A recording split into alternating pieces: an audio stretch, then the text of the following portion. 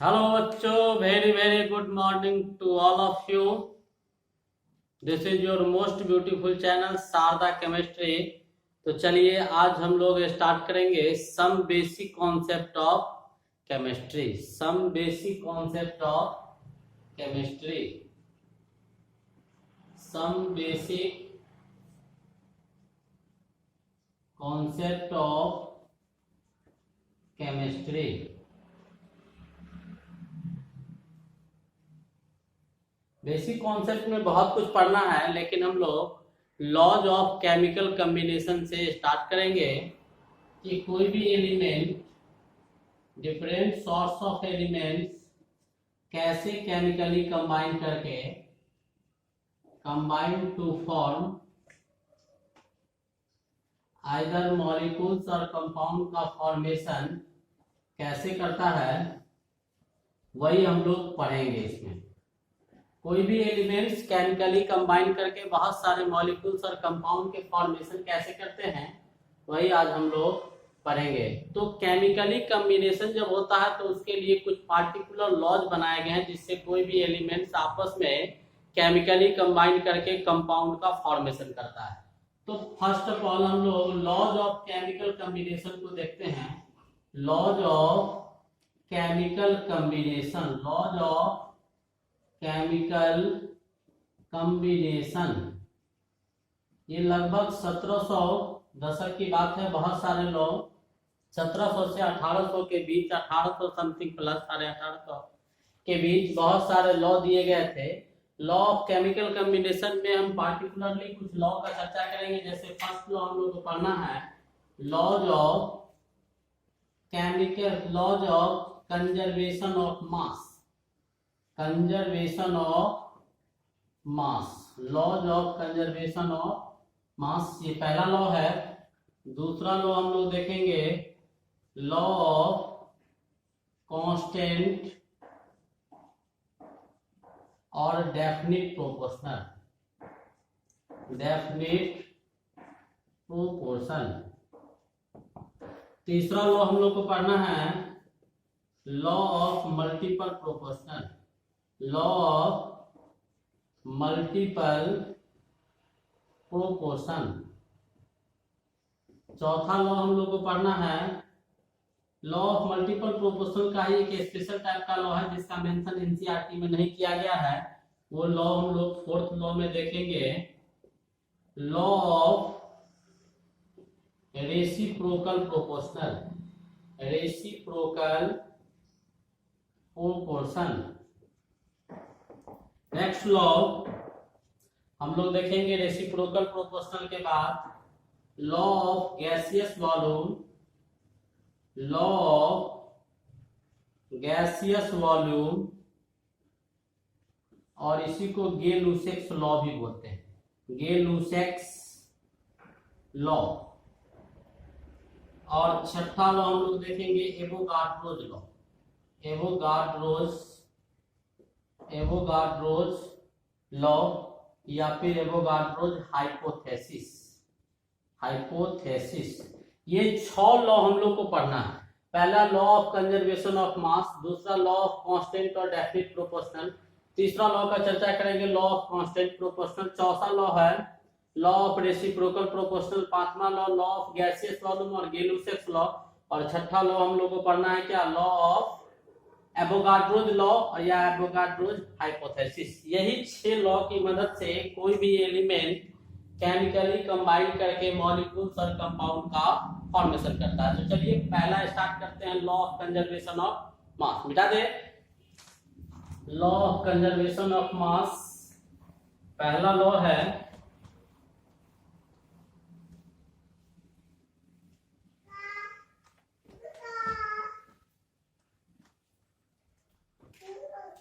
Law of conservation of mass. First law, law of conservation of mass. पहला law हम लोग को पढ़ना है, लॉ ऑफ कंजर्वेशन ऑफ मास। ठीक है, ये लॉ जो था वो लगभग 1789 में दिया गया था। 1789 में इस लॉ को दिया गया था। इस लॉ को देने का काम कौन किया था, given by Antoine Lavoisier, given by Antoine Laurent Lavoisier.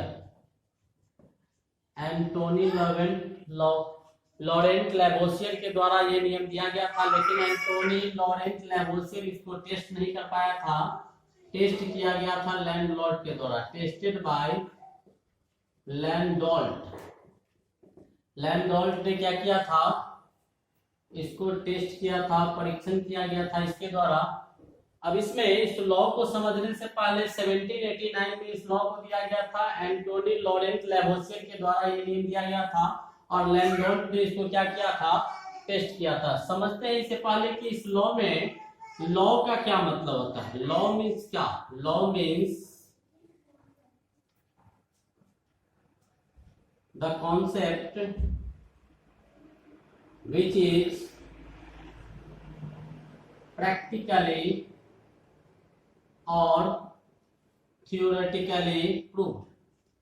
theoretically proved। बहुत सारे लॉ हम लोग देखते हैं। लॉ का क्या मतलब होता है, लॉ केमिस्ट्री में, फिजिक्स में, बायोलॉजी में बहुत सारे लॉ पढ़ते हैं। तो लॉ का मतलब होता है कि वैसा स्टेटमेंट या वैसे कॉन्सेप्ट जिसको प्रैक्टिकल रूप से और थियोरेटिकल रूप से क्या किया जा सके, प्रूव किया जा सके, वही लॉ कहलाता है। चलिए कंजर्वेशन वर्ड का क्या मतलब होता है, जरा सा उसको भी समझ लेते हैं। कंजर्वेशन हिंदी में लिखा जाता है संरक्षण, जो अपना रक्षा स्वतः कर सके। यहाँ पर कंजर्वेशन शब्द का मतलब होगा neither be created, neither be created nor be destroyed, nor be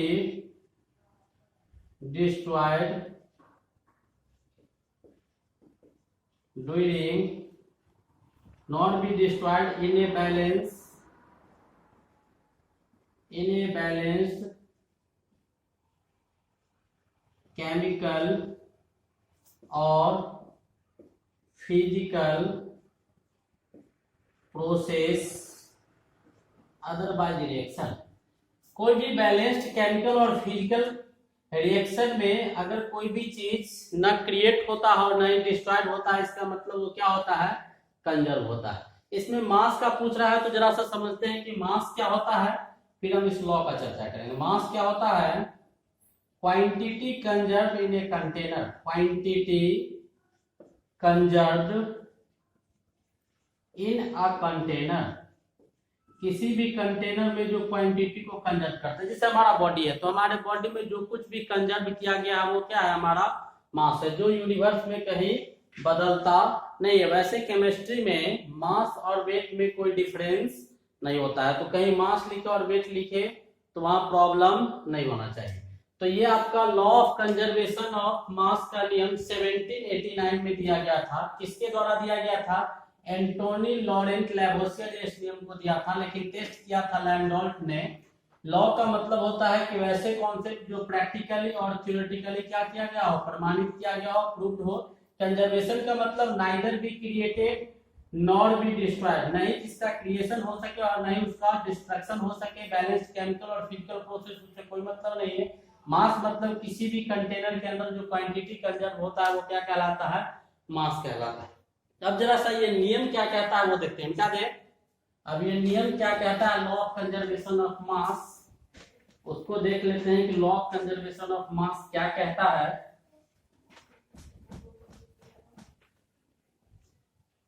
law of conservation of मास कहता है कि अगर कोई रिएक्टेंट्स, जैसे सपोज कीजिए ए और बी केमिकली कंबाइन करता है तो कोई प्रोडक्ट सी बनाता है।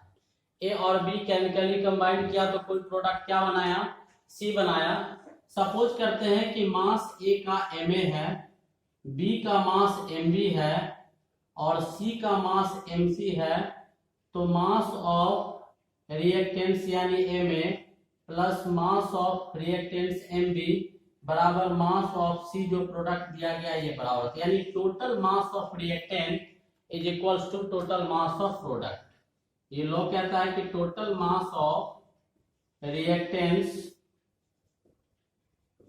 Is equals to total mass of products, जितने रिएक्टेंट्स के मास होते हैं उतना ही किसका मास होना चाहिए, प्रोडक्ट का मास। दोनों का मास समान आता है, यही ये लॉ का स्टेटमेंट है कि टोटल मास जो रिएक्टेंट्स का होगा वही टोटल मास क्या होगा, प्रोडक्ट के बराबर होगा। यह आपको लॉ ऑफ कंजर्वेशन ऑफ मास कहता है। चलिए इसको एग्जांपल से समझते हैं, मिटा दें इसको, एग्जांपल से समझते हैं। जैसे कुछ एग्जांपल हम आपको देते हैं। फर्स्ट एग्जांपल लेते हैं, जैसे वन, हाइड्रोजन और ऑक्सीजन केमिकली कंबाइन करता है तो H2O का फॉर्मेशन करता है। इसको बैलेंस कर दीजिए, 2 2, हाइड्रोजन 4, इधर भी 4, ऑक्सीजन 2 2। हाइड्रोजन का मास 1.008 अप्रोक्सीमेटली इक्वल्स टू 1, ऑक्सीजन का मास 16। तो इसका मास लिखेंगे तो इसका मास 2 2 जा 4 ग्राम और इसका मास 16 मल्टीप्लाइड बाय 2 यानी 32 ग्राम। इसका 2 2 प्लस 16 यानी 36 ग्राम। ये भी कितना आ गया, 36 ग्राम। तो टोटल मास ऑफ रिएक्टेंट्स कितना, 36 ग्राम, और टोटल मास ऑफ प्रोडक्ट भी कितना है, 36 ग्राम। ये दोनों क्या है, बराबर है। ठीक है। दूसरा, कार्बन प्लस ऑक्सीजन को कंबाइन करवाते हैं तो CO2 बनता है। कार्बन का मास कितना, 16 कहते हैं, 12, ऑक्सीजन का मास कितना, 16। अब इसका मास लिखेंगे तो 12 ग्राम, ऑक्सीजन का मास 2 है तो 32 ग्राम, इसका 12 प्लस 32 ग्राम, ओवरऑल कितना आ गया, 36 ग्राम ये आ गया, और ये भी 36 करते हैं, 44 ग्राम ये, और ये भी कितना आया, 44 ग्राम। ये total mass of reactants is equal to total mass of products. एक और एग्जांपल लेते हैं। सपोज कीजिए हाइड्रोजन का रिएक्शन क्लोरीन गैस के साथ करवाते हैं तो HCl का फॉर्मेशन होता है। हाइड्रोजन का मास कितना, 1, क्लोरीन का मास कितना, 35.5। इसको लिखेंगे तो इसका मास कितना हो जाएगा, बैलेंस कर देते हैं इसको। इसका मास 2 ग्राम और इसका मास कितना, 71 ग्राम। 35.5 मल्टीप्लाई बाय 2 टोटल कितना है, 73 ग्राम। इसका लिखेंगे तो हाइड्रोजन का 1, क्लोरीन का 35.5, 36.5, 2 से मल्टीप्लाई करेंगे 73 ग्राम। मास क्या आ गया, बराबर है। ठीक है। तो ये आपका कुछ एग्जांपल था law of conservation of mass. मिटा दे। अब एक अच्छा और खूबसूरत क्वेश्चन करते हैं।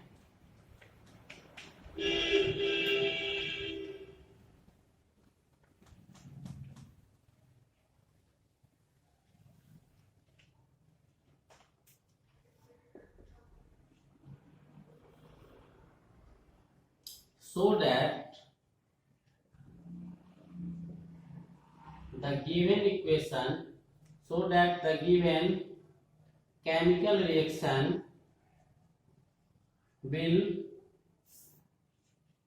follow the law of conservation of mass if on complete combustion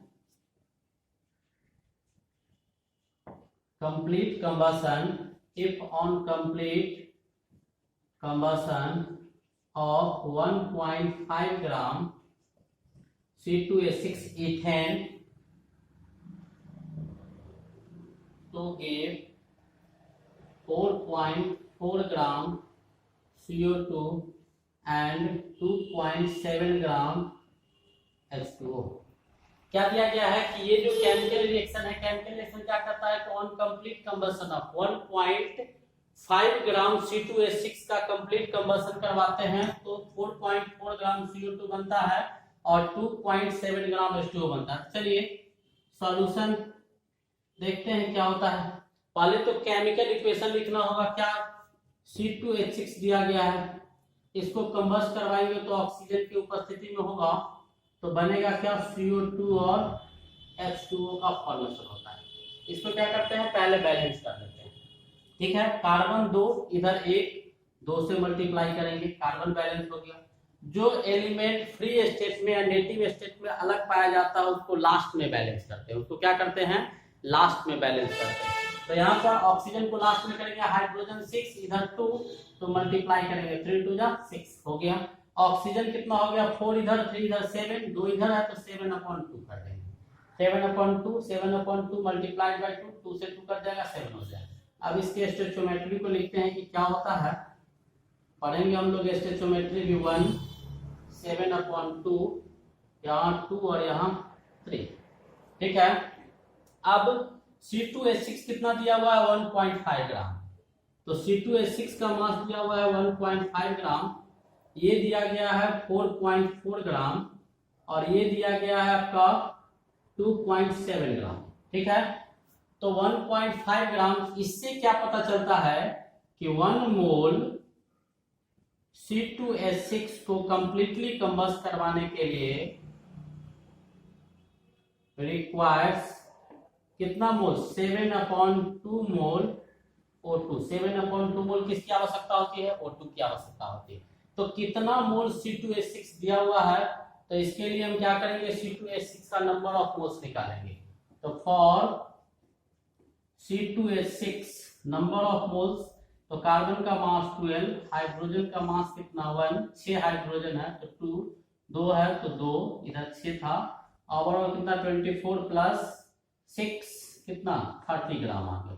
number of moles given weight बटा मॉलिक्यूलर वेट, गिवन वेट कितना है 1.5 ग्राम, मॉलिक्यूलर वेट कितना है 30 ग्राम, इसको कैंसिल करेंगे, ग्राम से ग्राम गया 15 20 यानी कितना 1/20 मोल आ गया।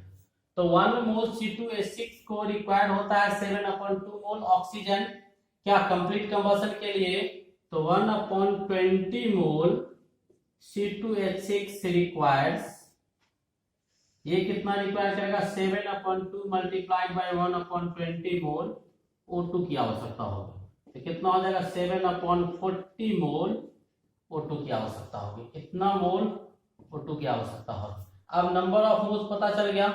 ऑक्सीजन के लिए तो इसका मास निकालना है, तो नंबर ऑफ मोल्स बराबर गिवन वेट, मॉलिक्यूलर वेट नहीं पता है तो गिवन वेट मान लेंगे x, मॉलिक्यूलर वेट ऑक्सीजन का कितना 32 और नंबर ऑफ मोल्स ऑक्सीजन का कितना दिया हुआ 7/40, यहां से x निकाल लेंगे, x is equals to 7 multiplied by 32 gram upon 40, 8 से कैंसिल कीजिए, 8 4 जा 32, 8 5 जा 40, 7 4 जा 28 अपॉन 5, 5.6 ग्राम, कितना आ गया 5.6 ग्राम, 5.6 ग्राम। अब total mass of reactants total mass of product के बराबर है या नहीं, तो यहाँ पर जोड़ते हैं LHS में टोटल मास ऑफ रिएक्टेंट्स यानी मास ऑफ रिएक्टेंट्स जो है वो कितना आ रहा है, तो मास ऑफ रिएक्टेंट्स 1.5 प्लस 5.6 ग्राम यानी 7.1 ग्राम आ गया, और मास जो है प्रोडक्ट का वो कितना आता है, तो mass of product is equals to 4.4 gram plus कितना दिया हुआ है 2.7 ग्राम, ओवरऑल कितना 7.1 ग्राम। तो total mass of reactants is equals to total mass of product. तो पालन करेगा तो क्या लिखेंगे, यस, ये लॉ क्या करेगा, पालन करेगा, ठीक है। तो इस प्रकार हम लोगों ने किसको देखा, लॉ ऑफ कंजर्वेशन ऑफ मास को देखा कि लॉ ऑफ कंजर्वेशन ऑफ मास में टोटल मास ऑफ रिएक्टेंट, बहुत ही अच्छा क्वेश्चन था कि ये केमिकल इक्वेशन आपका लॉ ऑफ कंजर्वेशन ऑफ मास को फॉलो करता है नहीं करता है। जब कंप्लीट कंबशन 1.5 ग्राम इथेन का होता है तो 4 पॉइंट इतना बनता है CO2 और इतना H2O का फॉर्मेशन होता है। आ गया समझ में। अब दूसरा लॉ है हमारे पास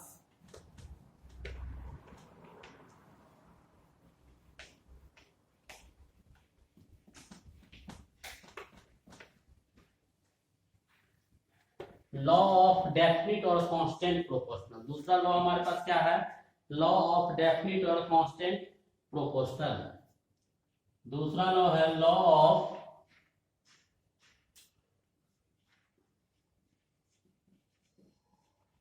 डेफिनिट और कांस्टेंट प्रोपोर्शन। दूसरा लॉ लॉ ऑफ कांस्टेंट और डेफिनिट प्रोपोर्शनल है। ये लॉ 1799 में दिया गया था और ये लॉ प्रोस्ट के द्वारा दिया गया था। किसके द्वारा दिया गया था, गिवन बाय प्रोस्ट। ये लॉ किसके द्वारा दिया गया था, प्रोस्ट के द्वारा दिया गया था। जोसेफ एल प्रोस्ट, लॉरेंट प्रोस्ट के द्वारा दिया गया था। ये भी फ्रेंच के केमिस्ट थे। इससे पहले एंटोनी लेवेसियर भी कहाँ के थे? फ्रेंच के थे, फ्रेंच केमिस्ट थे जिन्होंने इस नियम को दिया था। लॉ ऑफ डेफिनिट प्रोपोर्शनल क्या कहता है कि दो या दो से अधिक केमिकल सब्सटेंस या एलिमेंट्स जब आपस में केमिकली कंबाइन करता है तो वहां पर उसके मास का जो रेशियो होता है वो फिक्स होता है। उसके मास का रेशियो क्या होता है? फिक्स होता है। तो ये स्टेटमेंट क्या कहता है? No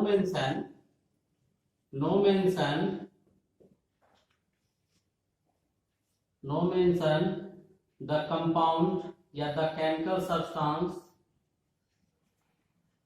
obtained from the chemical substance obtained from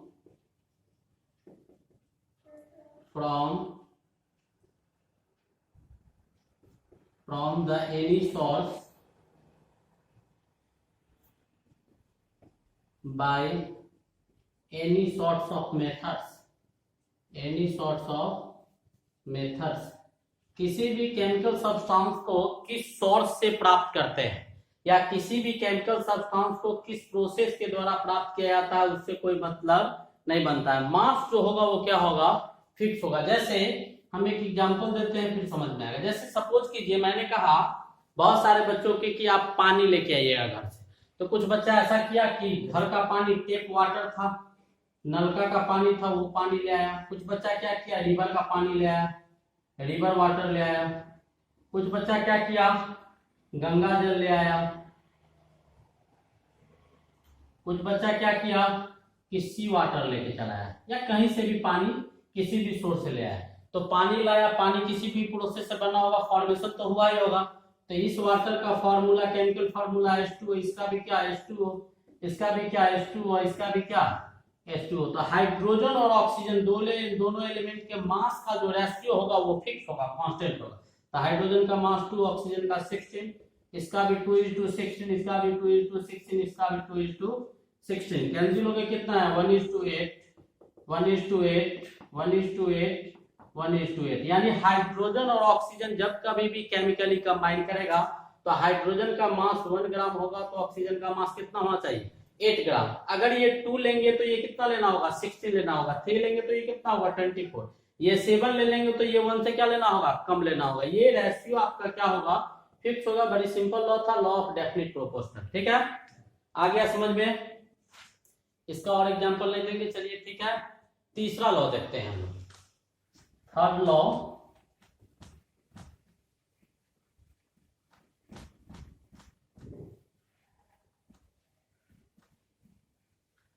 of multiple proportional. तीसरा लॉ क्या है? थर्ड लॉ हम लोग देखेंगे law of multiple proportional.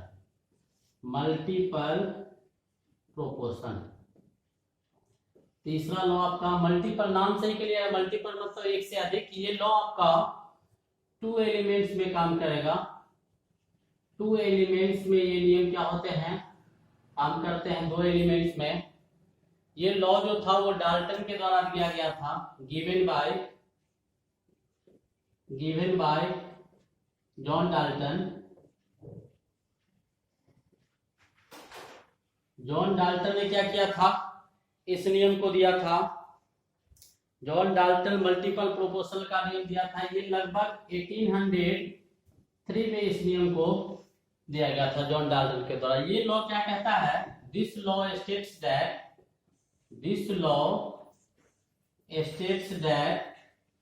when two elements, 3 नहीं, 2 elements chemically combine to form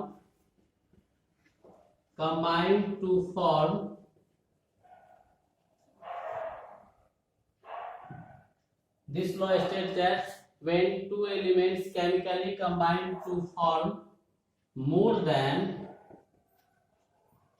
one product, then the ratio of different masses of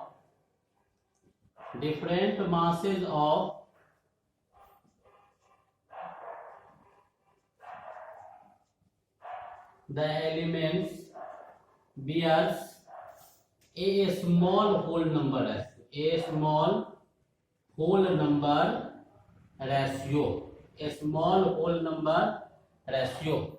ये law क्या कहता है कि जब दो से अधिक एलिमेंट, दो एलिमेंट्स केमिकली कंबाइन करते हैं तो एक से अधिक कंपाउंड का फॉर्मेशन करता है, तो किसी एक का मास फिक्स हो और किसी एक एलिमेंट्स का मास डिफरेंट हो, तो डिफरेंट मासेस वाले एलिमेंट्स के मास का जो रेशियो होगा वो आपको एक स्मॉल होल नंबर होगा। Small whole number means, small whole number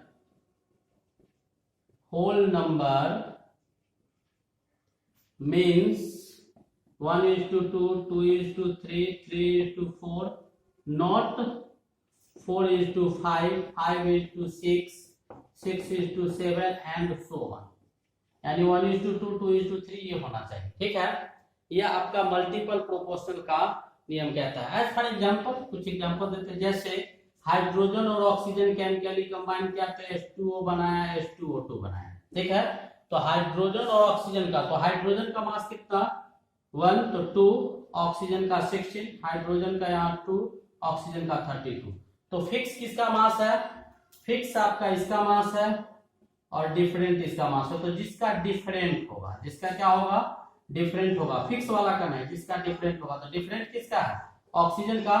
तो ratio of different masses of oxygen, ratio of different masses of oxygen, oxygen के मासेज का डिफरेंट मासेज ऑफ ऑक्सीजन का रेशियो कितना 16:32, यानी 1:2, that is a small whole number ratio, that is a simple whole number ratio और a small whole number ratio. यही ये नियम क्या था, लॉ ऑफ मल्टीपल प्रोपोर्शनल का नियम दो एलिमेंट पे काम करता है। 1803 में इस नियम को दिया गया था, जॉन डाल्टन के द्वारा ये नियम दिया गया था। ये लॉ बताता क्या है, दो या दो से अधिक एलिमेंट जब केमिकली कंबाइन करवाते हैं तो एक से अधिक प्रोडक्ट का, two more than one product, एक से अधिक प्रोडक्ट का निर्माण करता है। Then the ratio of different masses of the elements combined with fix masses of, combined with fixed masses of other element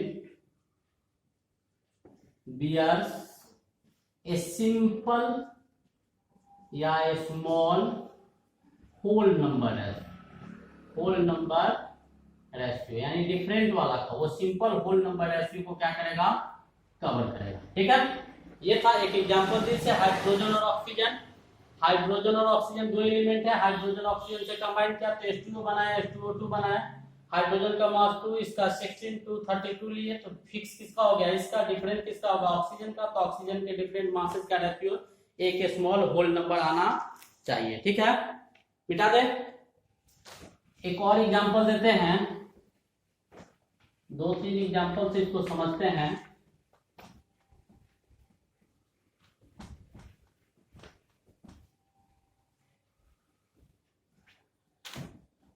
carbon और ऑक्सीजन मिलता है तो कार्बन मोनोऑक्साइड और कार्बन डाइऑक्साइड का फॉर्मेशन किया।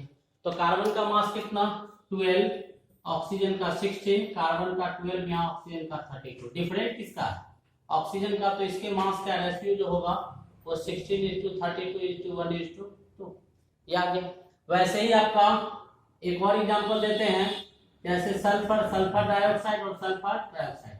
सल्फर का मास 32, ऑक्सीजन का 16 to 32, 32 16 3 जा 48। यहाँ पर डिफरेंट किसका है इसका, तो 32:48, 2 कितना 3। ये आपका स्मॉल और सिंपल होल नंबर रेशियो है। ठीक है, वैसे ही नाइट्रोजन और ऑक्सीजन का लेते हैं। तो नाइट्रोजन और ऑक्सीजन केमिकली कंबाइन करता है, तो नाइट्रोजन और ऑक्सीजन जब केमिकली कंबाइन करता है तो बहुत सारे कंपाउंड बनाते हैं। नाइट्रोजन, ऑक्सीजन दूसरा एग्जांपल था, ये तीसरा एग्जांपल था, चौथा एग्जांपल है नाइट्रोजन ऑक्सीजन केमिकली कंबाइन करेगा तो कंपाउंड जो बनाएगा उस कंपाउंड को लिखते हैं और फिर उसके रेशियो को लिखेंगे कि क्या आएगा। तो नाइट्रोजन और ऑक्सीजन मिलता है तो नाइट्रोजन का मास, नाइट्रोजन ऑक्सीजन मिला तो N2O का फॉर्मेशन किया, NO का फॉर्मेशन किया, N2O3 बनाया, NO2 का फॉर्मेशन किया, N2O5 का फॉर्मेशन किया।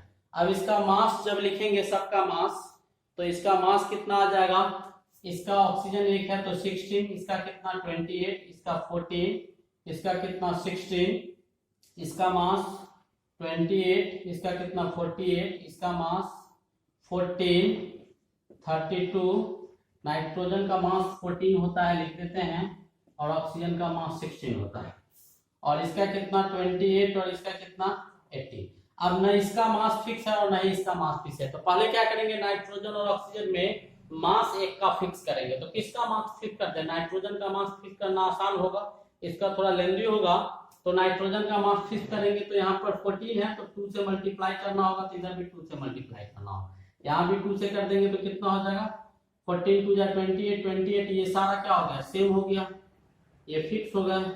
अब बचा क्या, तो ये 16 ये 2 से मल्टीप्लाई किए तो यहाँ भी 2 से करना होगा, यहाँ भी 2 से, तो क्या आ गया 16। जब इसके रेशियो निकालेंगे तो इसका रेशियो जब आएगा तो 18 इंटू क्या 28 इंटू 16, इसका 28 इंटू कितना आ गया 32, इसका 28 इंटू 48, 28 इंटू कितना 64 और 28 इंटू कितना 80, ये क्या हो गया फिक्स। तो डिफरेंट किसका है, इसका, और इसका रेशियो जब ऑक्सीजन के डिफरेंट मास का रेशियो निकालेगा तो 1:2:3:4:5 दैट इज ए स्मॉल और सिंपल होल नंबर रेशियो। यही आपका कौन सा लॉ था, ये आपका तीसरा लॉ ऑफ मल्टीपल प्रोपोर्शन था।